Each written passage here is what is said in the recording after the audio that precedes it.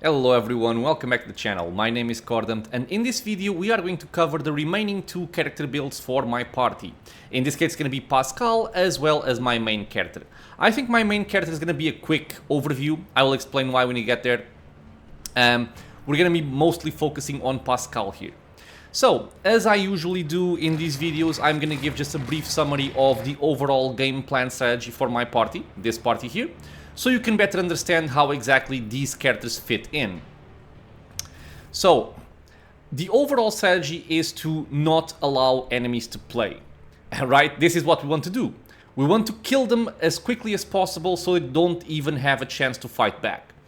We do this by manipulating the initiative of the game, by having grand strategists or some items or some other abilities that were in the time being nerfed, which was seize the initiative, but you can still get it in other ways.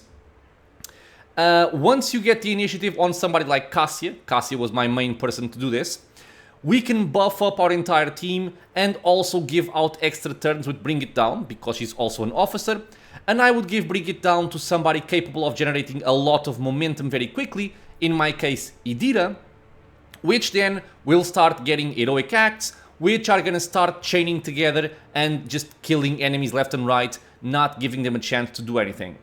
That is the main goal of the strategy, is to kind of have a snowball effect that just keeps growing and growing and growing until the enemies can't do anything about us.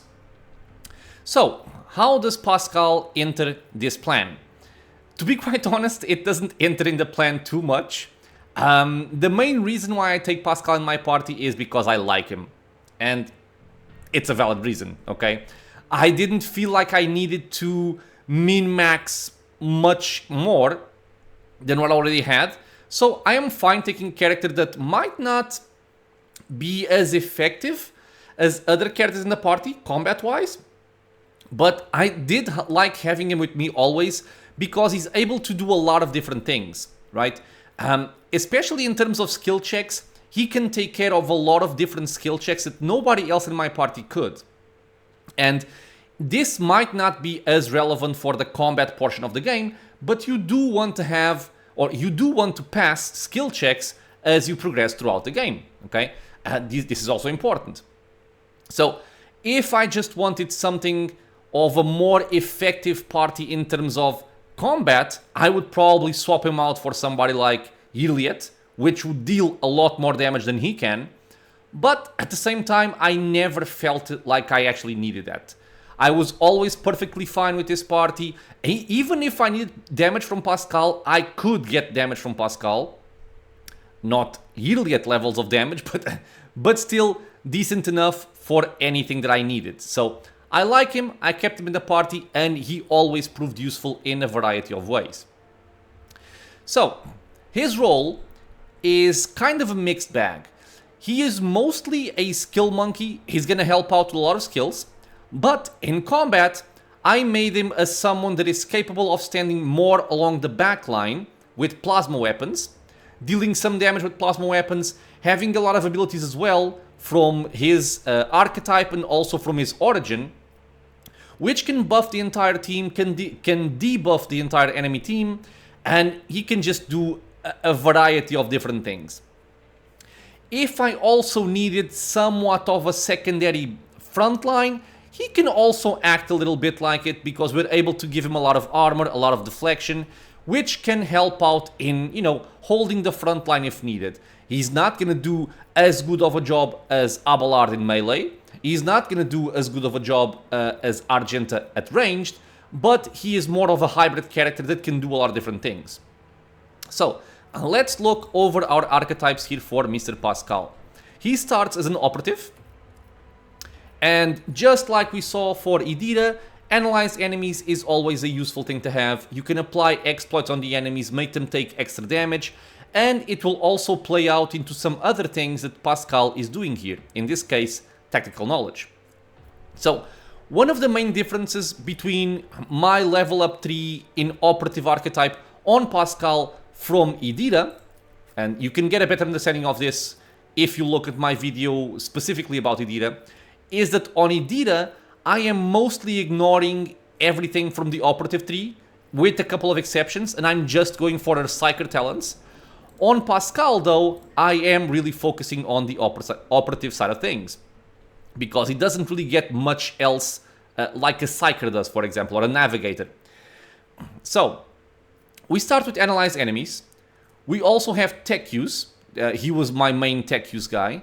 Expose Weakness, also available from the start, very useful. I only use this later in the game because I kind of didn't need Expose Weakness for the majority of the game, but later on it did prove to be very, very useful. Dismantling Attack, I used it a couple of times, but not that often, to be honest. The Operative immediately inflicts one exploit on all enemies in combat, then makes a free attack against target. Their attack always hits. This is the Heroic Act. Until the end of combat, the target of this attack suffers a 30% penalty to dodge and a 30% penalty to armor. So it helps out the team, basically. We also took Passive Learning. On their first turn in combat, the Operative randomly distributes the same number of exploits as when using Analyze Enemies among all enemies in a 10-cell radius around the Operative. At the start of each of the Operative's subsequent turns, they distribute half as many exploits among all enemies in a 2-cell radius around the Operative. I think either Pascal already starts with this, because I don't see myself taking this, or this was changed in a patch. I'm going to assume he comes already with this option here. We take Intelligence. This is his main stat for his operative side of things, and it's very important on him. Also for the skill monkey part. The more intelligence you have, the better you are with a bunch of skill checks. Aiming Protocols. Pascal gains 13 to ballistic skill and 18% to dodge reduction with plasma and melta weapon range attacks. So this is based on his intelligence, which is quite fitting, right? Because we want to have as much intelligence as possible. And I am focusing more on the ranged side and also using plasma weapons. So this is why we take this. Very decent bonuses for a single feat here.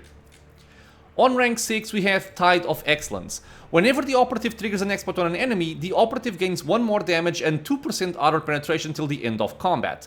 Only applies to the first projectile the burst attack and stacks. I think this was nerfed. I don't think this limitation existed in the past. I remember considering burst attacks on Pascal, because if you also have tactical knowledge, you get to trigger a bunch of exploits on enemies very, very frequently. And the more intelligence you have, the more exploits you apply, so the more you're going to trigger.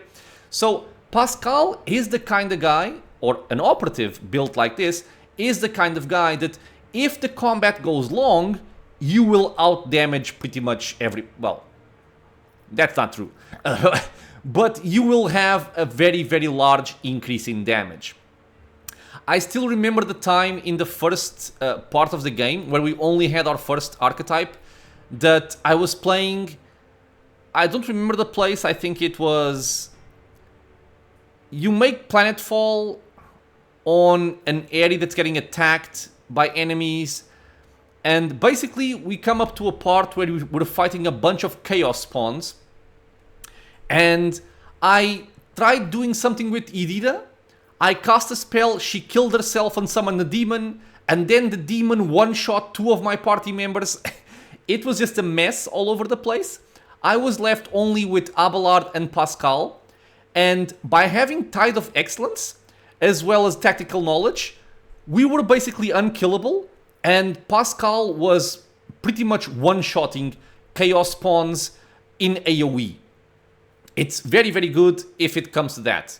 The longer you can get this to work on your favor, the more damage you're going to do, obviously. More intelligence, we will always want to go for that one. Tactical knowledge. I use this one quite a bit. I think it's the best option you have for buffing your entire party with an Operative. So what this does is, it targets all enemies within the area of effect within a 10-cell radius.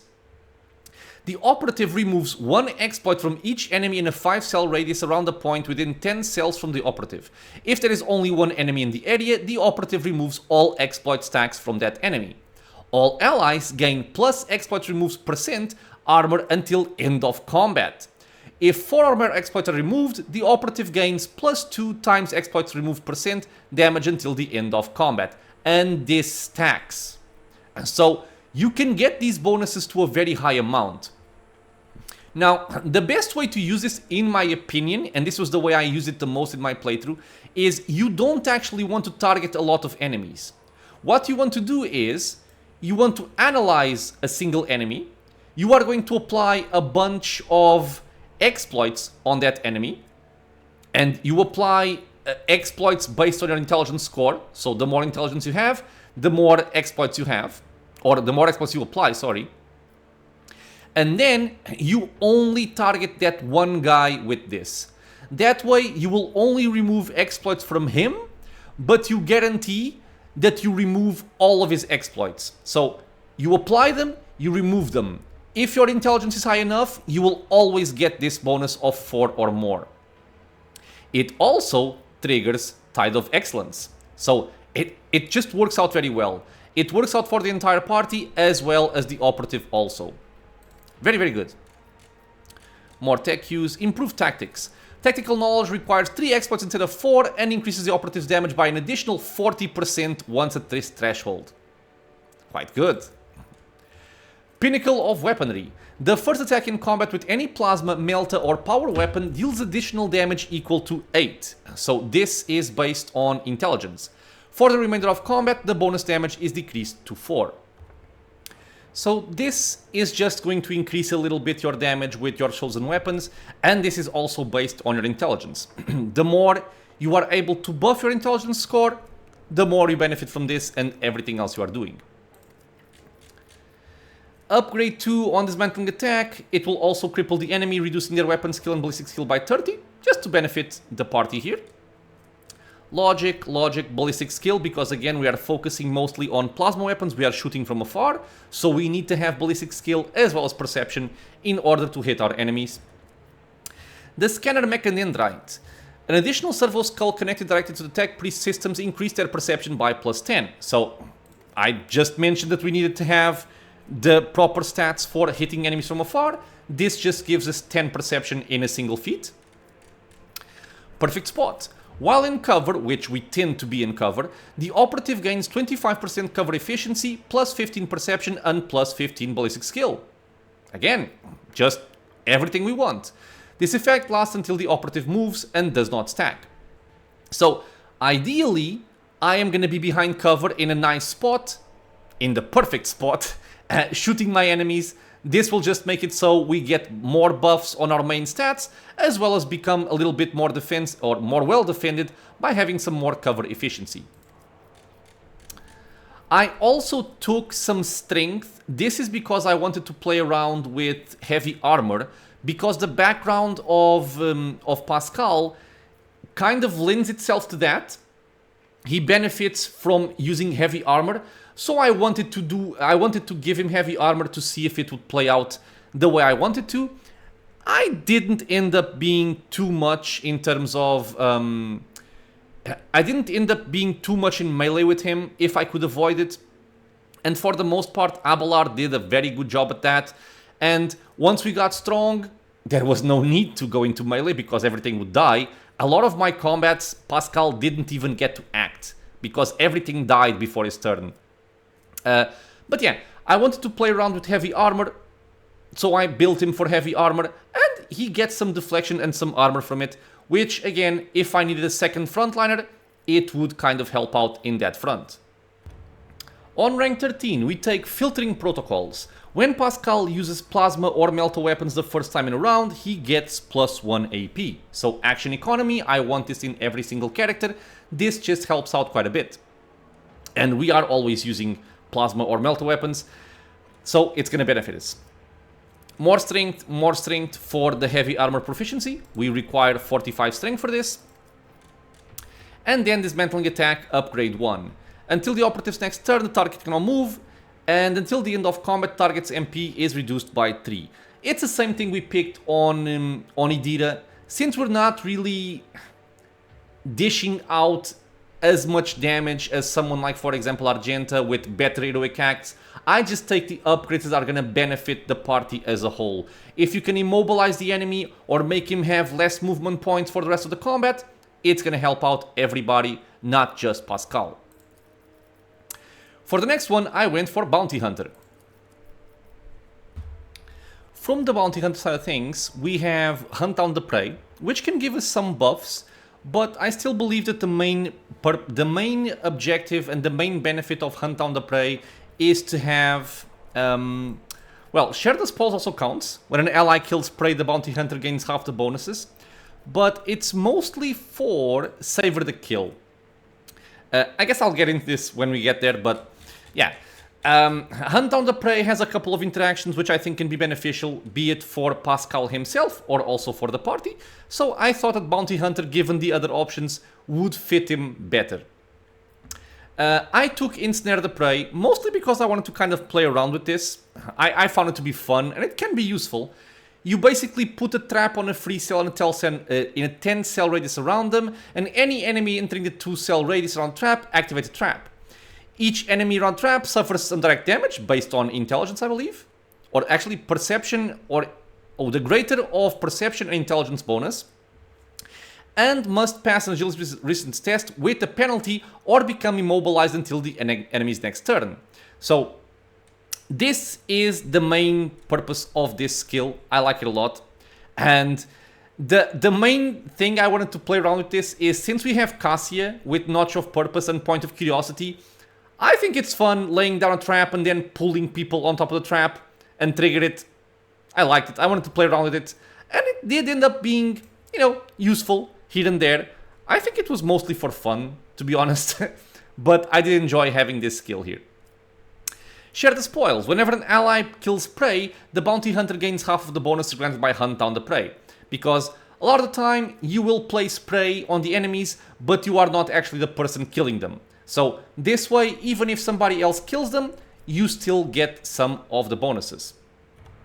For the Heroic Act, we have Wild Hunt, which I think I pretty much never really used, although you can use it. Since I'm specializing on the plasma weapons, the bounty hunter simultaneously makes several attacks. The number of the attacks is equal to the number of prey in combat. These attacks are equally divided among all prey in the bounty hunter's line of sight. The attacks always hit and always score critical hits. I did not actually test this, but this says number of prey. It doesn't say number of your prey. So if you have somebody else also marking people, like for example Idira in my case, you can actually shoot and crit a bunch of enemies in a single heroic act. Now, my main problem with this skill though is the line of sight, because give me a second please, and I'm back. Because a lot of the time the enemies are gonna be behind cover, or you are behind cover, and you might not even really get a good sense of what's in your line of sight or what isn't. So I think it can be somewhat complicated at times to trigger this, although I do feel like it is a useful heroic act if you are playing like I did, focusing mostly on plasma weapons, because plasma weapons don't shoot a lot of times per turn. It's not like Argenta bursting, but they do deal a nice amount of damage. Oh god, give me a second again. And I am back. Sorry for the interruptions, we had a tiny house emergency, but everything is fine now. So yeah, in conclusion, I'm not sure where I was on this, but this can be a useful thing to have. My main issue really is line of sight because of cover and all that, but, you know, it's better than nothing. AP increase, more intelligence, Seal of the Forge. So again, this was me trying to make use of his background abilities. This is one of them. While wearing heavy armor, Forge World characters gain +1 MP, +1 deflection, and cannot fall prone. All of these things are good, so I wanted to play around with heavy armor and mess around with this. Again, I think if you wanted to go for a build similar to what I have here on Pascal, you probably don't need to go for this. But honestly, even going for this, I don't feel like I missed out on any feat that I might have wanted. So I think it's still good to go for this route, just to be better protected. More intelligence, savor the kill. This is one of the major upsides of having prey. That's why in most of my combat, what I used to do is I would just mark a bunch of weak enemies, so that when we kill them, which we can very easily kill them because they're very weak, you would get an extra turn by using Savor the Kill. So Whenever Predator is not being trailed is killed by an ally, the Bounty Hunter gains an extra turn with half of their MP and AP. The Bounty Hunter cannot attack during this extra turn. Now, this was nerfed. For Abelard, it didn't make much of a difference because his attacks come from weapons. For Idira, though, they came from spells on staffs. Previously, this said cannot attack with weapons. Now it just says cannot attack. So it was a nerf for Idira. For Pascal, it's the same thing. It is very good for Pascal still because, like I said, he has a lot of very useful abilities. He has a lot of buffs, a lot of debuffs. He can set traps. He can use tactical knowledge. He can apply exploits. So he can still do a lot of things in the savor the kill turn, even if he cannot attack. So it's one of the main upsides of going for Bounty Hunter, in my opinion. Cull the Bold. The Bounty Hunter's next attack this turn will have the additional effects. You will deal additional ballistic skill bonus. The enemy armor is going to be reduced by 3 times the target's difficulty tier against all the Bounty Hunter's attacks until the end of turn. And if the enemy's armor against this attack is below 20%, the enemy's dodge also decreased by blah blah against Bounty Hunter attacks until the end of turn. And you also deal more damage as well. If I dealt more damage with Pascal, this would be better. It's still good for his plasma weapons, but it's not that important. Although I would say from the available choices, it's still probably the best one. It will just maximize your damage by quite a bit, which is never a bad thing. Flay the Bold, an improvement to Cull the Bold. Cull the Bold additionally removes the target's difficulty tier deflection, willpower, and toughness from the target. So you can also apply some powerful debuffs on the enemy by using Cull the Bold and hitting them. Quite nice. Ballistic skill. Overcharge protocols. Every time Pascal uses a plasma or a melta weapon, his damage with these weapons increases by 13%. This is based on intelligence. This also stacks. If he does not shoot for 1 round, he loses all stacks. This is not a problem. You can always shoot in a round unless you are disabled, of course. But under normal circumstances, every round that passes, you are going to increase your damage by some percentage. You can increase your intelligence, so this can be even higher. So goes once again into that style I was playing, that the longer the fight goes, the more Pascal is able to do. Hunter's Ambush. When the Bounty Hunter performs a single shot attack on an immobilized or stunned target, this attack refunds its cost and does not count for the attack limit, once per round. So this is action economy, and the way we make this work is, you can stun people with Cassia in an AoE, so you already have an enabler for this, but it also works well with your trap, because your trap can immobilize. This means you can have additional attacks per turn, which is obviously very, very good, and it also refunds the cost. So you can even do something more interesting, like, even if you have, let's say, only 1 action point for shooting somebody, you can shoot them, get the action point back, and then instead of shooting again, you can simply buff somebody or debuff somebody. You don't necessarily have to use it on shooting again. So it's more versatile even that way. Take this ballistic skill. Upgrade number 3. Whenever the Bounty Hunter attacks exactly 1 target, which is marked as prey, with Wild Hunt, this attack deals 300% more damage. This was kind of bugged, at least from my understanding when I was playing this, because I was unable to use my heroic act with my plasma weapon. I could only use it with the axe, so I never really ended up using this too much. But if it's working as intended and you can actually use your plasma weapon, 300% more damage on a plasma gun with all the buffs you can get, it's gonna hurt. Heightened concentration. Whenever the Bounty Hunter scores a critical hit, they gain 6% armor penetration until the end of combat, and this also stacks. This is based on perception. We also have a lot of ways to buff this. Then, more ballistic skill. It will not die, because at this point we're kind of out of powerful options. Just gives us more HP buffer, so we are more tanky. And then, Hot on the Trail. The Bounty Hunter designates an enemy in a 10-cell radius as trailed and finishes the turn. All allies gain 7% hit chance against trailed enemy, plus 15% if the enemy's difficulty tier is more than or equal to 5. So this is already one of the big reasons to take this. It also costs 0. So what you can do is, you do your entire round, you do whatever you want to do, And then you just end your turn. Instead of pressing the end turn button, you can just use Hot on a Trail, and everybody will benefit from that.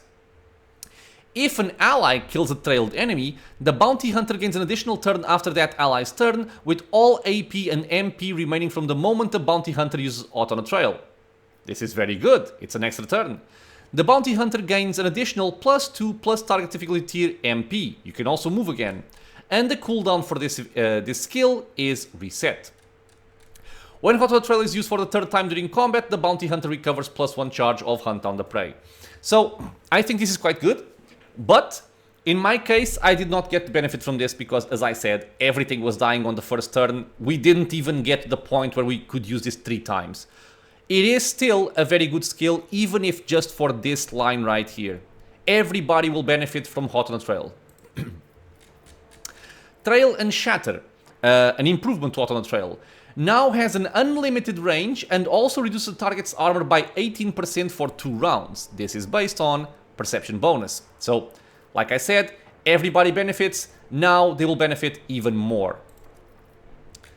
Perception to reduce dodge chance from the enemies, and also for all of these, to scale all these abilities.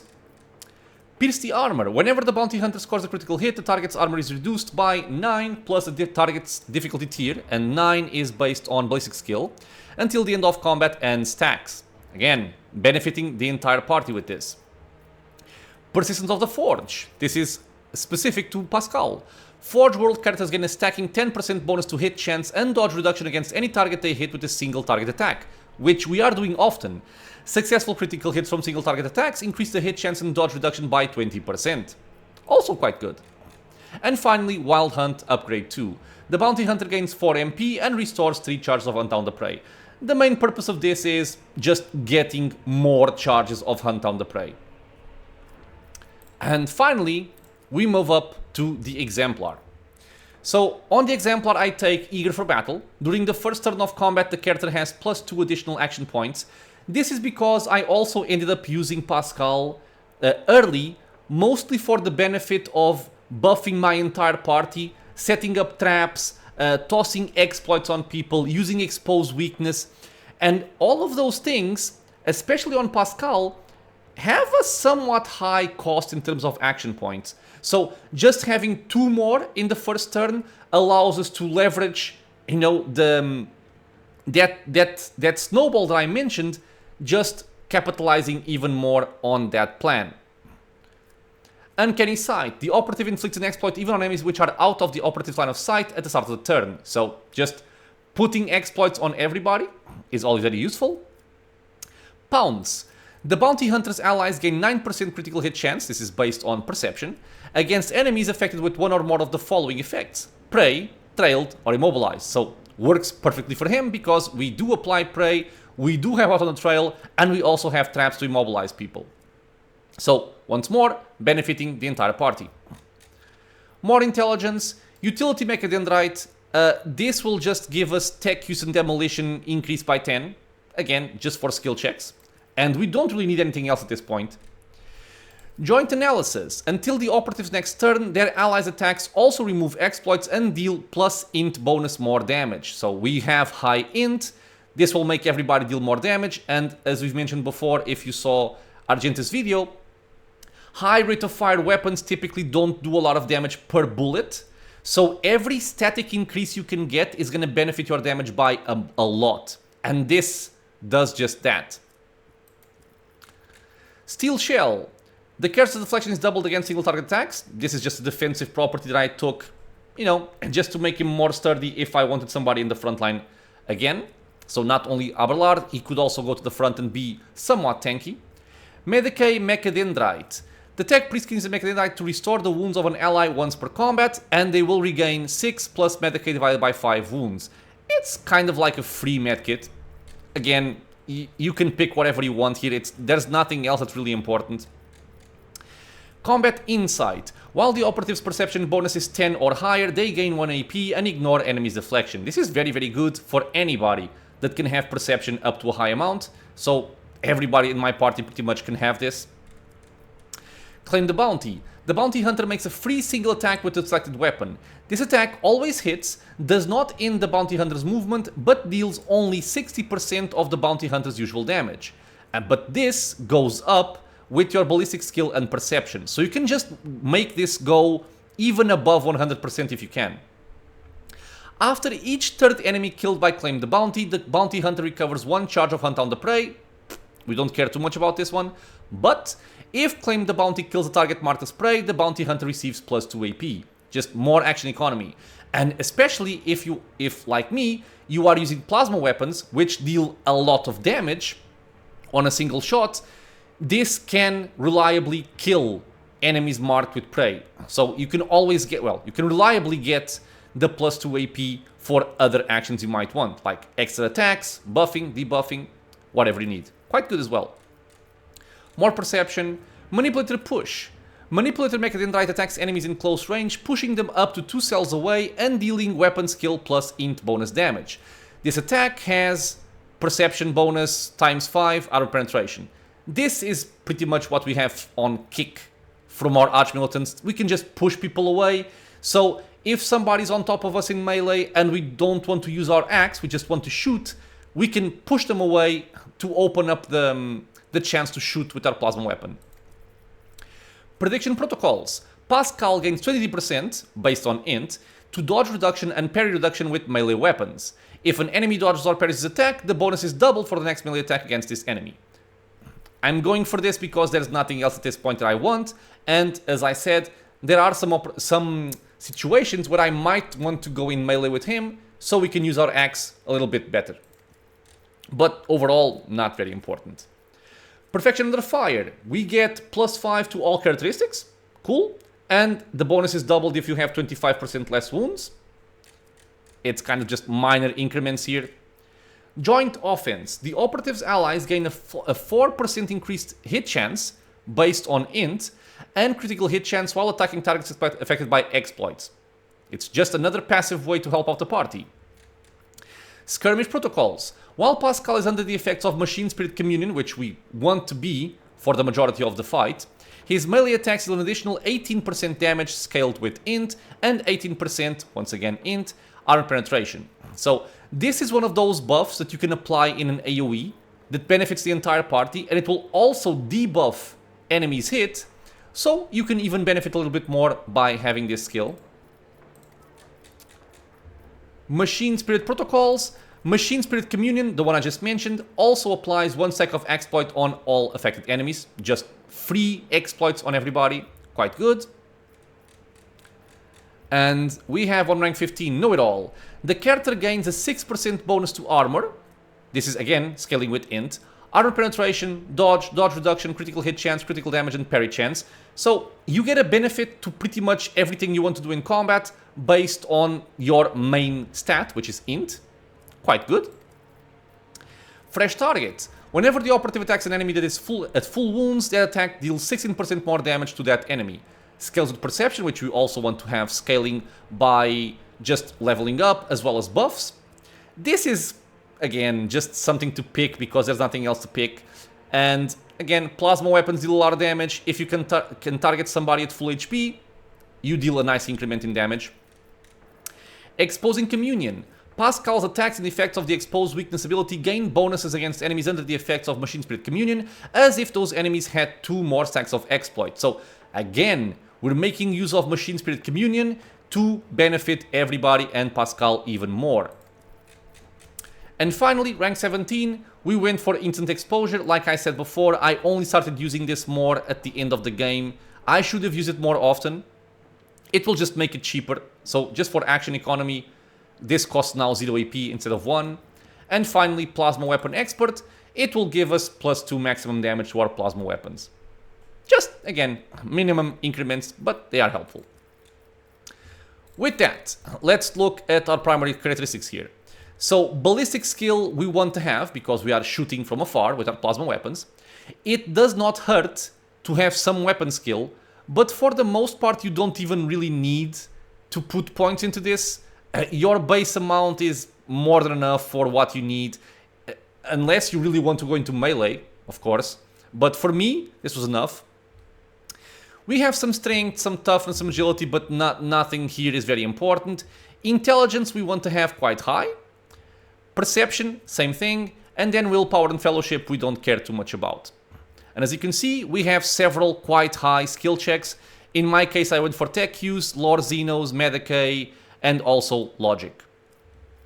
As for our items, Pascal doesn't really need much, I think. We have the enhanced data tether mask. When the wearer uses machine spirit communion, again, we're using this again, their intelligence decreased by 5 for each affected target until the end of combat. This is actually a very big one for him. You can get a lot of intelligence just by doing this because you can buff your entire party with one of these costs and maybe even some enemies as well. So, very, very good thing to have. I went for a heavy void suit. Heavy armor gives us a lot of armor, gives us some decent deflection. And you suffer less damage from area and burst attacks. And you also get more armor against human enemies, which I think are like among the more common enemies throughout the entire mid-game. And also even in the end game we have a few. But you can just pick whatever armor you want. You don't even have to go for heavy. I took the hat pattern. Data Loom grants plus 10 to all skills. Awesome. And the wearer can re-roll any failed skill test once for each test. He is our skill monkey, so being able to re-roll a failed skill test is going to be very, very nice. For my weapons, I went for the Omniscience Providence. This is something that only he can use. Decent damage, decent armor penetration, decent attacks as well. And if the target of this axis attack is suffering from the effect of exposed weakness, all energy damage dealt to the target is increased by 3 times int bonus until the end of combat. It's marginally good. And if the target of the attack is not suffering from both exploit and exposed weakness, both of these effects are inflicted on the target after the attack. This is quite handy. You can also apply bleed if you want, but I didn't end up using melee too much. At the start of the game, I did use it quite a bit, but once we get into like mid-game, I just went full on ranged firepower. For my plasma weapon, I had my Incandescent Storm. Deals very nice damage, has a lot of armor penetration. Dodge reduction, it's only a 3, nothing too special. And this plasma weapon has a plasma single shot, a plasma overcharge, which is an area attack, and you also have plasma overcharge for extra damage. The cool part about this weapon is every attack action with this plasma gun has a separate cooldown. All of this plasma gun's attack actions can be used in a single turn. So instead of only having a single attack per turn, you can have 3, which is quite good. Quite good. But overall, I'm going to say that any plasma weapon would be good here. As long as you have decent damage and penetration, this is just bonuses. So anything can work here, I think. Warlord's Amulet grants the wearer's int bonus percent dodge to the wearer and their allies. Just a passive buff for the entire party. Why not? Untuning Combi Tool. It will grant the owner a plus 25 bonus to tech use for skill checks. And if the owner has medium or heavy armor equipped, at the start of the first turn in combat, they also gain tech use divided by 10% armor.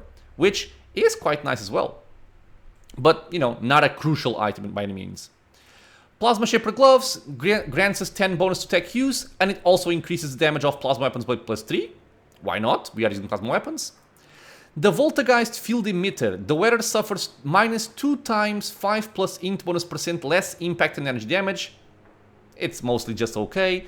And when the wearer suffers impact and energy damage, the attacking enemy suffers some power damage. You can have whatever you want here. This isn't particularly interesting, honestly. You can just pick whatever you want. As for the boots, the wearer of these boots gains 2 times strength bonus percent parry and also rerolls failed dodge tests. I think the more important part here is the rerolling of failed dodge tests. Since I was mostly playing in the backline, being able to reroll if somebody shoots at me is a nice benefit. So you can see that Pascal does, or at least my build of Pascal, does not rely very heavily on items. You can just use whatever you find best for the slot. I guess with the exception of this one is really good. Just increasing your intelligence by quite a bit. But you could go for whatever you wanted. Again, this build was mostly focused on support, casting buff spells, reliably handling skill checks, and as a secondary priority, it would be attacking with plasma weapons or even just tanking a little bit and dealing damage in melee. But the damage portion does not compare with my actual damage dealers. So this is Pascal.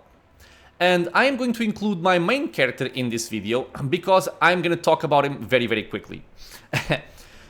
Much to my sadness, I think my main character is probably one of the least exciting characters in my party. And I think most of that is because I don't have access to some of the cool things that other characters have. Like, I cannot have a tech priest background. I cannot have a navigator background. I cannot have an unsanctioned psyker background. So even if I wanted to, for example, be an officer as good as Cassia, I can't. If I want to perform the same role as Cassia, I can't do it. Cassia will just be better. At least from what I was able to see, I cannot make a character that's better than Cassia at what she is good at doing. So the reason why I'm going to make this conversation about my main character very quick is because if we look at our archetypes, I can tell you right now that this is not the way to go. On the officer side of things, this is perfect. Okay, so I'm not going to repeat myself too much over here. I'm just going to focus on the main points. You have Voice of Command passively. You have Bring It Down passively. You have Finest Hour passively. So you already have the most powerful tools from the officer archetype just for being an officer. You don't need to metagame the spec because the build just gives it to you. The most important things you already have. And then I went for Heir of Authority to increase resolve of my allies and also giving them more action points. So all about giving more resolve, more action economy to improve my entire party. And I also took, in this case, Take Aim to benefit mostly Argenta here. This will make it so that the next attack will ignore cover and will also have double the effective distance. And if the target's under the Voice of Command effect, the attack will also ignore enemy dodge, so you will never miss, basically. Additionally, the damage from this attack cannot be reduced below 69% for any reason. So even if the enemy has a lot of armor or deflection, it cannot go below a certain amount. Other than this, it's all basic officer things and some of the things also from my background, which is a noble, and also my origin, which is the Voidborn. I can still show you guys what I have here. So Finest Tower, Lasting Impression. You do something, this is also very important. If a noble, from the noble background, uses an ability on their servant, the servant gains +1 AP next turn. Does not cycle itself. So, with the noble, you can assign somebody to be your servant when you start the fight. And you can then benefit from having these other talents. For me, this is kind of bittersweet because for like half of my time playing the game, this was bugged. It didn't work. But once it got patched and started working, it is a very nice thing to have. But it's kind of specific to your background. You have to be a noble for this. Decisive Response, Heir of Authority, like I said. Contagious Luck allows us to reroll a little bit most things. Let me actually look at this. So, using a non-damaging ability on an ally grants that ally the ability to reroll any failed attack, dodge, parry, characteristic, or skill test with a 20% chance of success for 1 round. This chance cannot be greater than the base success chance of the roll. So, and you can also apply this to the enemies. So, using a non-damaging ability on an enemy grants them a 20% chance to fail a successful dodge or parry test against any character for 1 round. It's, you know, just a slight advantage on everything you do. So, this is kind of like playing Pathfinder and giving somebody Blur. Well, not really the same thing, but Blur I think is better. But you have a small chance of making everything you do better. So why not go for it is mostly my logic here. Seize the Initiative, again, I would not take this anymore. This got nerfed to the ground. It's no longer anywhere near as powerful as it was. Commerce, Willpower, Focus to give more Perception, Ballistic Skill. Take Aim, as I mentioned. You go on, again, from the Noble, giving more movement points to our Servant. This is just action economy. Inspiring speech to give momentum. Like all of the good things I have here, I also have on Cassia. So if you saw Cassia's build, it's the same thing over here, with the exception of the noble talents. Ballistic skill, because I was trying to make my character into somewhat of an officer sniper, but it didn't work out too well. And basically I'm taking fellowship every chance I have. So on Cassia, I took willpower every chance I had, because it benefits all of our navigator powers. On my officer, we don't have navigator powers. The only thing the noble does is give you these talents which don't rely and don't scale on any stat. So I'm only going for fellowship because that's what benefits the officer talents. That's what scales the officer talents. Now, from here on out, I think it's important to mention that, well, I guess I forgot to mention my role. Right, so the role of this character, which says Pascal over here. What the hell? The role of this character is to be in the backline. I don't want to be in melee at all. I am mostly buffing my characters and giving them extra turns by using my officer abilities. And I also tried to make it work as a sniper, but it doesn't work very well. Because even if you hit the enemies, you don't deal a lot of damage. You don't have the support in terms of talents to do it.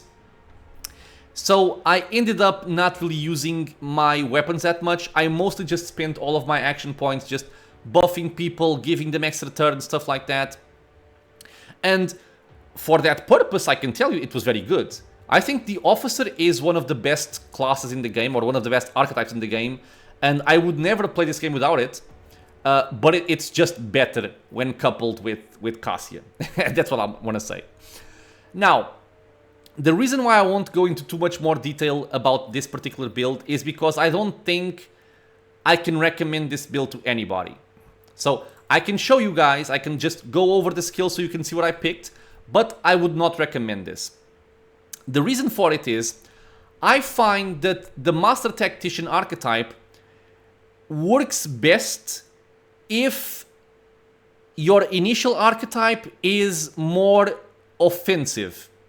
Because even though you have some buffs in the Master Tactician, which I used, for the most part, it seems like the Master Tactician wants you to be heavily offensive, which my character wasn't. So a lot of the times I was leveling up and I was picking talents and I was like, there's so much to choose from, but it doesn't benefit what I'm trying to do. I'm trying to be a support character. I'm not trying to be a soldier. So this, for me, was kind of just to experiment with the archetype. I basically just picked this archetype because, you know, Master Tactician sounds cool, and I wanted to explore the archetype. That's why I picked it. There was no metagaming reason. Again, this is my first playthrough of the game, and I ended up not liking it. At least not on an officer. I think it would do better, for example, on someone like Argenta. You could have a soldier archetype initially and then go to Master Tactician. I think it would be better. The main thing I ended up using here is Inspire, which can buff your allies with a lot of extra damage. And then you basically just have Assign Objective, which also gives you some bonuses, but nothing really major. And then I took Finish the Job because everything else also sucked for me. And I tried to make this work, like I said, to be a sniper, finish off the enemies and get some bonuses, but it did not pay off. I think if I were to do this character again, I would do it pretty similar to Cassia. I would not take Master Tactician on an officer, I would take Grand Strategist. Main reason for it, again, the very powerful effect here, really is this line right here on Combat Tactics. Regardless of abilities used, the Grand Strategist always acts first in combat. Being able to act first in a turn-based game is a major advantage. Couple that with a character that is excellent at buffing your party and can also give extra turns by using normal abilities or even ultimate abilities, the more powerful one out of them all, Finest Hour, is just a recipe for success. So if you want to play an officer, do not do what I did here, do what I did with Cassia. The main difference is, with Cassia, I pretty much ignored everything that the Grand Strategist did. I basically only used the basic areas. I didn't take... Maybe I took like 1 or 2, but I almost didn't take any talents from the Grand Strategist archetype. Because I prefer the Navigator talents, of course. But if you are going for someone that is not Cassia, then I would pick Grand Strategist, and obviously I would try to make work those extra areas and benefit my party and debuff the enemies via those strategy areas, which I believe can be quite useful. But mostly it's for acting first. That's the most powerful part. So I would never go for this again, so I don't recommend this to anybody. In any case, if you want to see what I picked, I am going to scroll over this slowly. You can just check it out, and if you want to compare it with your own game or check what they do, you can do it. Tactical advantage, press advantage, sign objective, Nerves of Steel, primary objective. Inspire, I think, was the best one I got out of the Master Tactician. In the Hero's Footsteps, It Will Not Die, Heroic Inspiration, Comfort in Conformity. For my ultimate ability, this one's actually not bad. This is like one of the best upsides of playing a Master Tactician, but it does not compare to what you can do. Well, it depends on the circumstance, but I think in the majority of cases, the Finest Hour Heroic Act from the Officer is superior to this one, so I never really ended up using this one. I think I used it once to try it out, but every other occasion I would just go for Finest Hour, so it doesn't matter too much. But I took upgrade number 2 first. Comfort in Conformity, Nimble, Finish a Job, Perfect Finish, trying to work as a sniper, again, did not pay off. Stand Resolute, Swift Movements, and then upgrade number 3. And if we go for the Exemplar, I pretty much picked the same things that I picked on Cassia, which is Firebrand. Since we are buffing our characters quite often and giving them extra turns, Firebrand will just give them more movement points and more AP, making everything you do better. Personal Oversight, Unwavering Motivation, Get Back in the Fight as a somewhat of a defensive or more supportive option from the Officer. So if you target somebody with this, you'll remove Burning, Bleeding, Toxin, and Stun effects, which can be quite handy. And if they are under the effect of Voice of Command, they also get temporary wounds. It's a good one. I didn't end up using it because at this stage of the game, everything would die in the first turn, but I still think it's nice to have a backup plan. Especially if you have Idira in the party, that if you are unlucky, you can just trigger a Perils of the Warp, kill herself, summon a demon.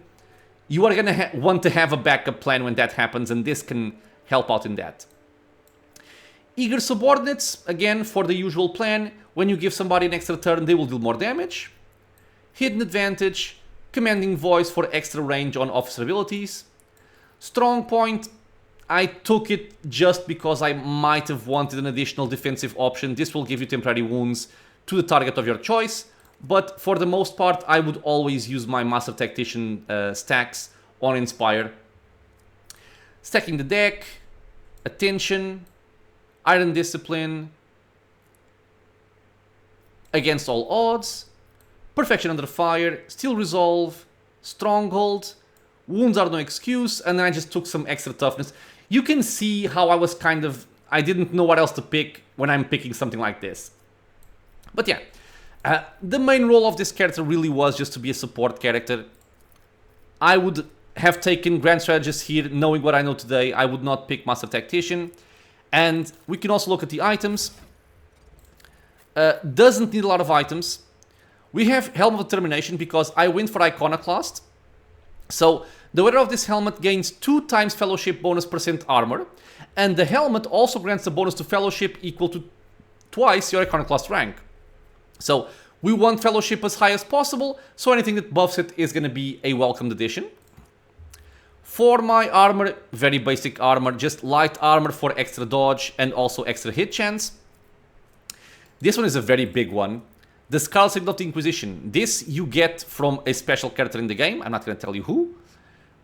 Yeah, even though I guess the game's paused right here from the Lord Inquisitor. The wearer gains plus 25 persuasion, which works out quite well for a high fellowship character. So I ended up using this character for persuasion, coercion, and commerce. He was very good at this. And you also get an ability that can be used only once per combat. But when you use it, everybody gets plus 30 momentum, which is a very big boost. You remove burning, bleeding, and toxin from everybody.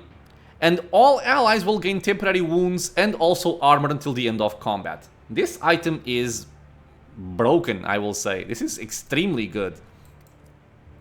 For weapons, like I said, I was trying to make use of a sniper rifle, so I had my Exodus Longglass, high damage, high accuracy, and removes dodge reduction from the enemies. So quite accurate. Grants plus 25 hit chance. If the wearer has at least Iconoclast Zealot, damage is increased by 30% of current momentum. So it can go even higher in terms of damage. Quite a good weapon. And I also had the backup of a nice revolver that deals some nice damage. And also a shotgun pistol in case I want to push somebody away from me, in case somebody locked me into melee. I also had a Chartist Pendant. The wearer gains plus 5 fellowship and plus 10 commerce, quite good. And if the wearer has Dogmatic, Adherent or above, their Lord Imperium will depend on fellowship instead of intelligence, and they gain 10 Lord Imperium.